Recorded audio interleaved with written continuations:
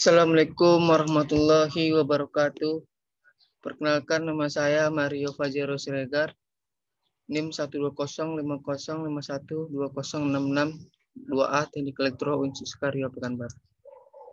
Baiklah, saya akan menjelaskan mengenai serat optik dalam mata kuliah dasar telekomunikasi. Serat optik adalah fiber optik ataupun serat optik saluran transmisi yang terbuat dari kaca yang digunakan untuk mentransmisikan sinyal cahaya dari satu tempat ke tempat lain. Kenapa dipilih cahaya? Karena cahaya di dalam serat optik sulit keluar karena indeks bias dari kaca lebih besar daripada indeks bias dari udara. Dan sumber cahaya yang digunakan itu adalah berupa laser, karena laser mempunyai spektrum yang sangat sempit dan kecepatan transmisi serat optik sangat tinggi sehingga sangat bagus digunakan sebagai saluran komunikasi. Nah, untuk struktur serat optik itu sendiri, yaitu ada namanya core. Core adalah tempat menyalurkan informasi dan juga sebagai inti dari sistem komunikasi, di mana core ini terbuat dari kaca yang berdiameter 8-10 mikrometer. Dan yang kedua itu ada tube. Tube ini adalah pengaman ataupun pelindung daripada core, di mana core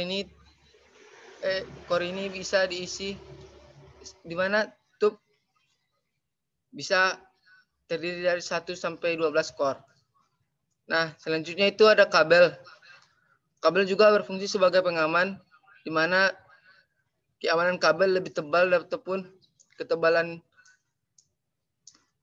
pengamannya lebih tebal daripada tube. Di mana dalam satu kabel itu terdiri dari 1-12 tube. Kemudian ada subduct. Subduct juga berfungsi sebagai pengaman, di mana pengaman kabel dan tube dan juga core. Satu subduct itu terdiri dari satu kabel. Kemudian ada duct.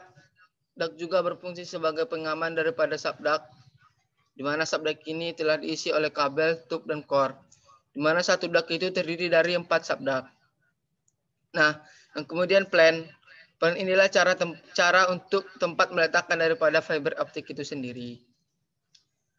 Nah, untuk membahas lebih lanjut mengenai fiber tube ini juga dibagi menjadi dua.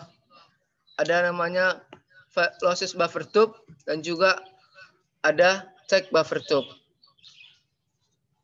Apa itu lossless buffer tube? Lossless buffer tube adalah tube yang memiliki rongga, sehingga rongga itu bisa diisi lebih dari satu core. Di mana di sini masih ada rongga-rongga yang memungkinkan bisa diisi daripada satu core. Nah, sedangkan check buffer tube adalah tube yang hanya bisa diisi satu core, di mana ini rapat dan sempit. Nah, untuk lossless buffer tube ini cocoknya itu digunakan di luar ruangan ataupun OSP outside plan. Dan untuk check buffer tube ini digunakan untuk ISP inside plan ataupun di dalam ruangan. Nah, selanjutnya itu ada kabel fiber optik. Nah, dalam kabel fiber optik ini, yang hitam ini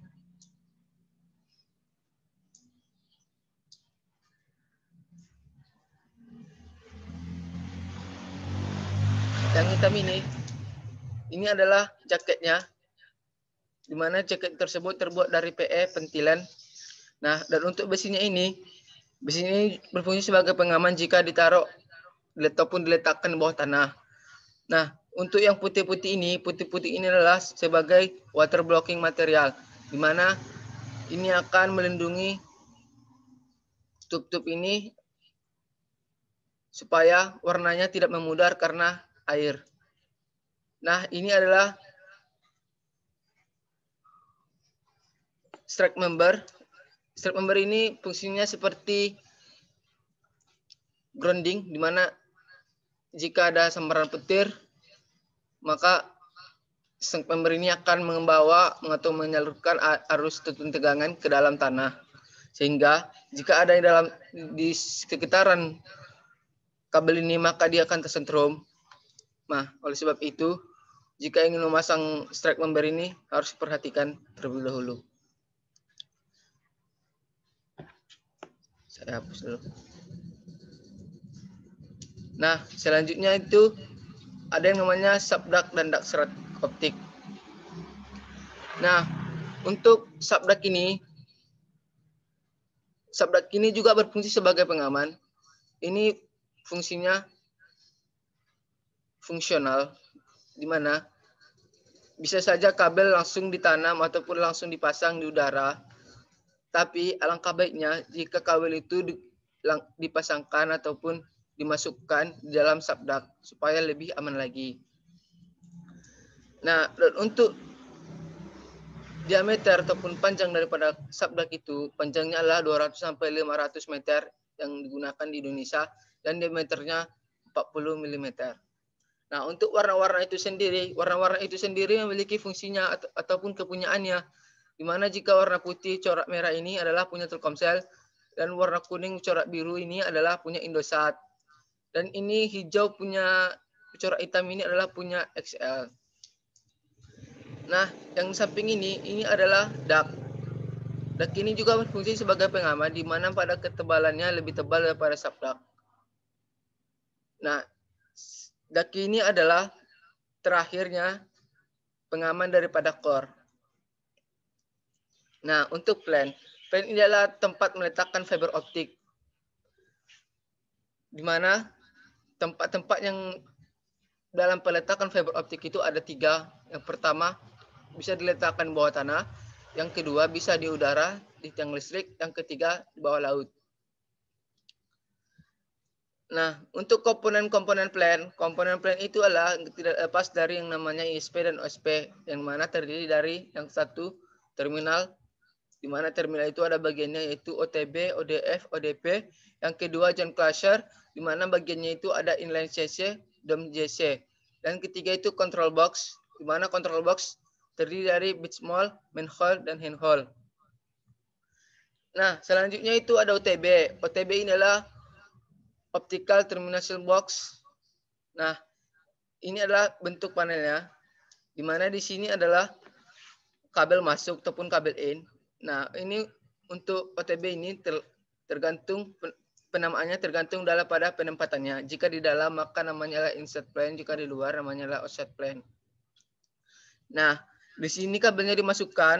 Nah, setelah di sini maka kabel ini akan dikupas ataupun dibelah. Nah, setelah itu keluarlah tub-tubnya, maka tub-tub itu akan juga dibelah.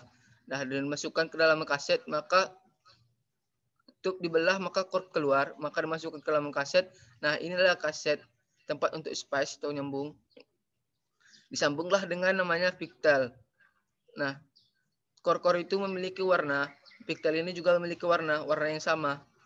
Maka dari itu, core yang di sini akan disambung dengan warna pigtail yang di sini. Setelah disambung, maka pigtail ini akan disambung ke sini, konektor ini. Ini adalah konektor. Nah, setelah itu yang bagian di sini adalah yang akan menyuplai kepada pelanggan ataupun langsung ke pelanggan. Nah, untuk warna kuning adalah patch core. Warnanya adalah sudah ketetapan warna kuning dan ini adalah untuk pelanggan.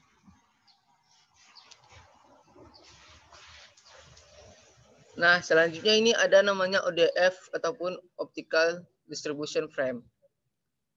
Ini adalah panel ataupun terminasi dalam serat optik, di mana dalam segala penjuru, segala cabang, 4 cabang, rute 1, rute 2, rute 3, rute 4, akan disatukan di dalam satu panel ini. Ini sering ditemukan di dalam tiang listrik di sekitaran kita. Ini adalah sambungan antara operator. Nah, di sini akan masuk, akan dibelah seperti di OTB tadi. Maka di sini adalah keluaran untuk pelanggan. Nah, ini ODP. ODP ini adalah Optical Distribution Panel. Ini adalah central office ataupun operator. Nah, di mana nanti di sini akan disambung ataupun ditransmisikan melalui transmisi feeder. Nah, setelah itu di ODP ini adalah nanti akan disalurkan, dibagi-bagi kemana? Ke konsumen, pelanggan, ke gedung-gedung. Jika ini gedung, maka dibagi ke gedung. Nah, setelah di gedung ini nanti di sini akan ditransmisikan lagi. Transmisi ke mana? Transmisikan ke ruangan-ruangan yang ada dalam gedung. Nah, itulah yang dimaksud dengan ODP ataupun Optical Distribution Panel. Nah, untuk joint cluster adalah sambungan dalam fiber optik yang permanen, di mana terbagi dua, yaitu inline dan dom JC. Inline JC itu adalah sambungan yang ada dalam tanah dan di bawah laut. Sedangkan dom JC adalah sambungan yang ada di luar, yaitu di tiang listrik atau udara. Di mana joint cluster adalah tempat sambungan. Tempat sambungannya itu permanen, nggak bisa diubah-ubah seperti di OTB. Itu masih bisa diubah. Nah, untuk control box itu ada yang namanya basement hole. Basement hole itu adalah panel yang ada di pinggiran pantai. Nah, ini adalah panel di pantai 1. Kenapa basement hole? Karena transmisinya ataupun penyaluran informasinya itu melewati laut. Nah, buatlah panel di tepi laut sini. Jika di dekat dari pantai, maka ini kurang bagus karena orang-orang akan banyak melihat dan ingin masuk di sini, dan perlu dipikir-pikir lagi untuk memasang basement hole di tepi pantai kali. Nah, ini juga basement hole. Ini adalah basement hole yang jauh dari pantai, dan ini sangat bagus dipasang karena jauh dari jangkauan warga sekitar. Nah, ini adalah manhole. Manhole ini ukurannya bisa dimasuki oleh orang, itu jarak atas sampai bawah itu berkisar 2 meter. Ini gunanya juga sebagai tempat pengaturan atau penyambungan daripada fiber optik. Ini adalah handhole. Handhole juga berfungsi sebagai tadi itu control box. Di situ ada penyambungannya semuanya, segala macam, semua mengkontrol daripada fiber optik itu sendiri. Nah, ini handhole ini biasanya ini dipasang di bawah jalanan, bawah tanah itu. Mana ketahanannya ini bisa mencapai 40 ton.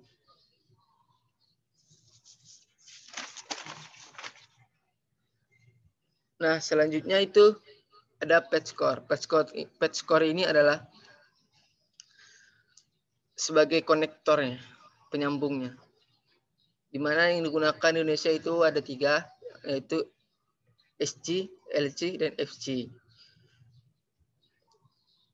Di mana SG ini adalah dalam pemasangannya itu hanya diputar saja dan tingkat keamanannya cukup aman. Dan untuk LC ini adalah pengamannya yang ada penyangkut ini adalah pengamannya daripada konektor, sehingga LC ini lebih bagus daripada RC. Dan untuk FC ini lebih bagus daripada FC dan LC karena dalam penyambungannya ini diputar kayak baut. Nah, FC ini lebih bagus daripada LC dan LC. Nah, untuk optical plane ini adalah operator A dan ini adalah operator B, di mana di sepanjang jalan operator A sampai operator B itu ada customer ataupun konsumen. Nah, di dalam untuk menyalurkan jaringannya ataupun ingin menyambungkan jaringan kepada gedung-gedung konsumer ini, maka jika ini adalah satu tube, mana satu tube itu 4 tube. Misalkan ini 4 tube.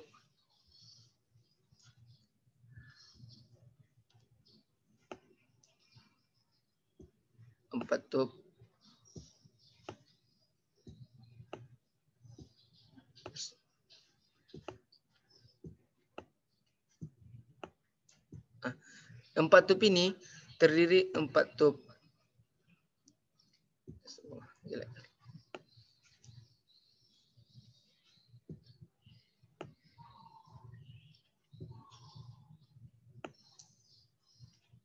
Nah, dalam pemasangannya, jika ingin memasang di konsumer 1 ini, maka lebih bagusnya diambil dari tup yang pertama, karena tup yang pertama ini lebih dekat kepada konsumer 1. Nah, untuk konsumer 4 ini, lebih bagusnya diambil yang tup keempat, di mana tup 4 ini lebih dekat kepada konsumer 4, ataupun tup yang di bawah, dan yang di atas tup yang di atas.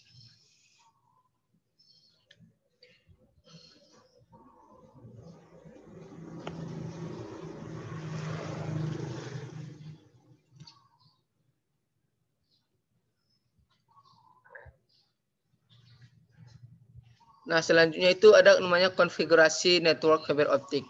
Adapun konfigurasinya itu ada 3 macam, yaitu ada namanya inner city kabel network, intercity kabel network, dan last mile kabel network.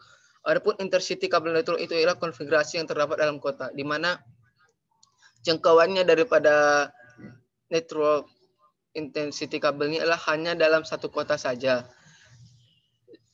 Yang kedua itu ada namanya intercity kabel network, di mana konfigurasi jaringan kabel fiber optik itu antara kota, di mana bisa antara Pekanbaru dan Medan, dan cakupannya jauh daripada inner city. Nah, untuk last mile ini adalah last mile kabel network ini adalah jaringan fiber optik yang mengarah ke konsumen. Jadi artinya bahwa last mile ini adalah jaringan yang paling terdekat kepada konsumen, karena dialah yang terakhir yang mengarah kepada konsumen. Nah, inilah fiber to the X, yaitu fiber optik ke tujuannya. Yaitu adapun bagiannya itu FTTH, fiber to the home, FTTP, fiber to the premise, FTTC, fiber to the group, dan FTTN itu fiber to the node. Nah, itulah penjelasan saya mengenai fiber optik dan ataupun syarat optik. Semoga bermanfaat. Assalamualaikum warahmatullahi wabarakatuh.